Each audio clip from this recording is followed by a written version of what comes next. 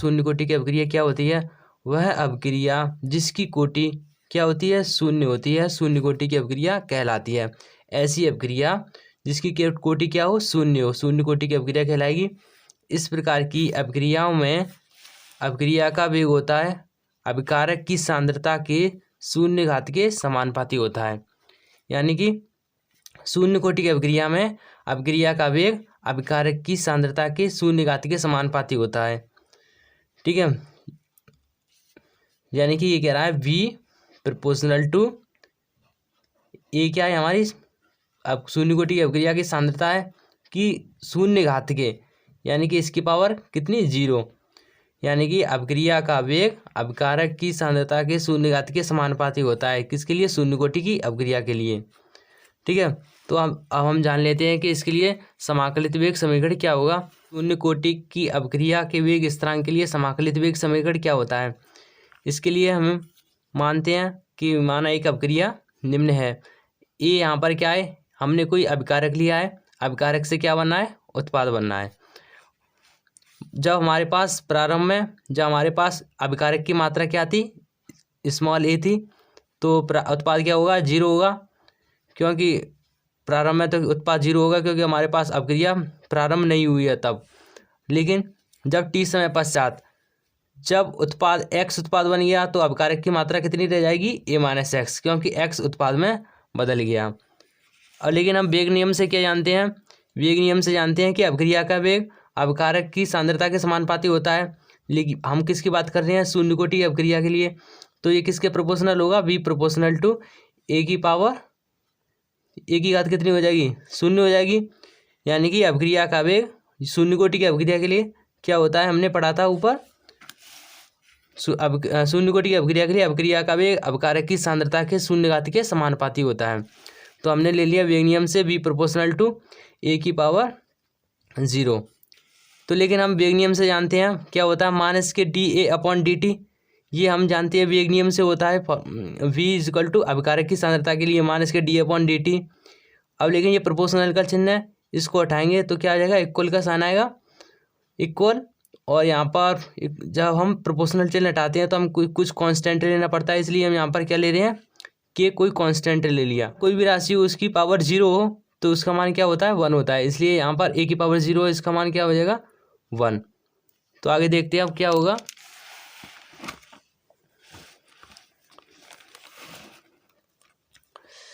ये क्या हो जाएगा? हमने यहाँ पर a की वैल्यू पुट कर दिया, कैपिटल A की वैल्यू माइनस के a-x, यानी कि जब अभिक्रिया हो चुकी है उसके बाद हमारा अभिकारक कितना बचा है? a-x। तो माइनस के dA-x/dt इज इक्वल टू के। अब इसको अलग अलग तोड़ लेंगे तो क्या हो जाएगा? माइनस के dA/dt plus dx/dt is equal to के। अगर हम ये क्या है यहाँ पर एक कांस्टेंट, अगर इसका t के सापेक्ष अवकलन करेंगे क्या हो जाएगा? 0 प्लस dx/dt, ये रहा हमारा इक्वल टू के। और dx इधर रखेंगे और dt को इधर भेज देंगे हम इक्वल में, तो क्या हो जाएगा? dx बराबर के dt। अब इंटीग्रेशन कर देंगे दोनों तरफ समाकलन करने पर, तो integration dx is equal to K, constant है बाहर रहेगा, इंटीग्रेशन dt। तो dx का इंटीग्रेशन करेंगे तो क्या आ जाएगा? x इक्वल, और यहाँ पर क्या हो जाएगा इसका? के टी, यहाँ पर क्योंकि t की पावर 0 है तो क्या हो जाएगा? के टी प्लस सी। सी यहाँ पर एक कांस्टेंट हमने जोड़ लिया, जहाँ से एक समाकलन नियतांक है। हम इसको क्या मानते हैं? इक्वेशन फर्स्ट मान। प्रारंभ में क्या था?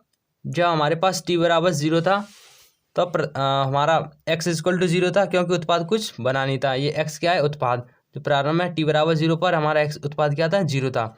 इसके लिए x और t बराबर 0 और x बराबर 0 हम इसमें पुट करेंगे इक्वेशन नंबर फर्स्ट में। यहाँ पर 0, यहाँ पर 0, तो पुट करें x तथा t के मान समीकरण नंबर 1 में रखने पर, तो पुट किया तो क्या आया? 0 इक्वल के इंटू 0 प्लस सी। तो यहाँ से c की वैल्यू क्या आई? 0। अब c का मान किस में पुट करेंगे? पुनः इसी में पुट करेंगे इक्वेशन नंबर फर्स्ट में। c का मान समीकरण नंबर 1 में रखने पर तो रखेंगे क्या आ जाएगा? x equal to K T plus 0 आएगा, वो हटा दिया हमने 0, तो क्या बचा? K T is equal to X. तो यहाँ से हमने k की वैल्यू निकाल ली, तो क्या आ जाएगा? k equal to x/t। ये क्या निकला हमारा शून्य कोटि की अभिक्रिया के लिए वेग स्थिरांक के लिए समाकलित वेग समीकरण है ये। ठीक है।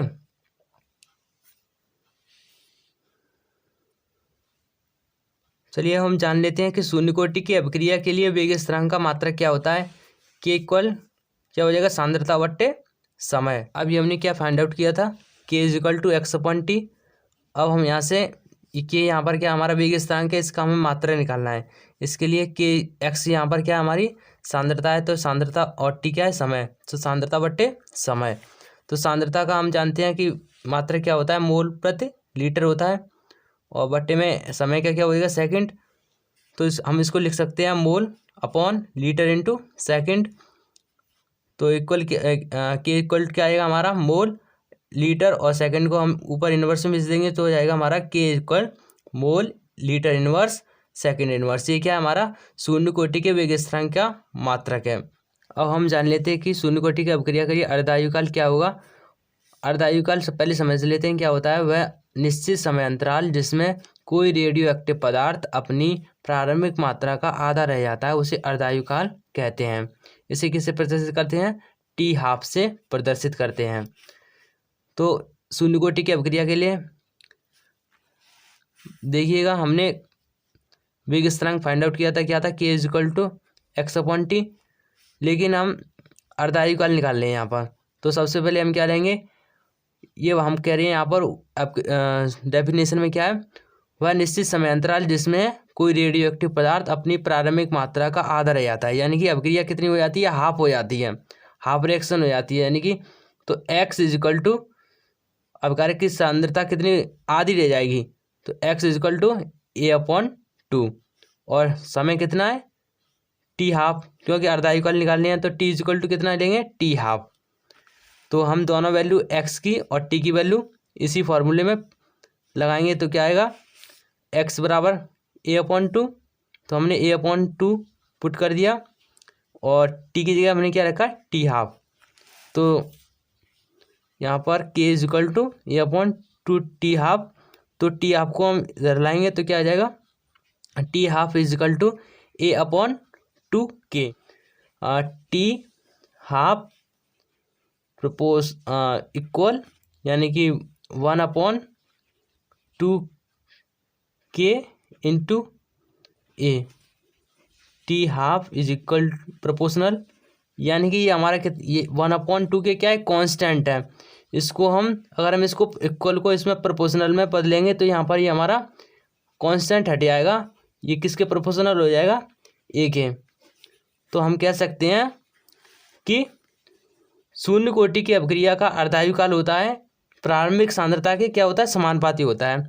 शून्य कोटि की अभिक्रिया का अर्धायुकाल प्रारंभिक सांद्रता के समानुपाती होता है।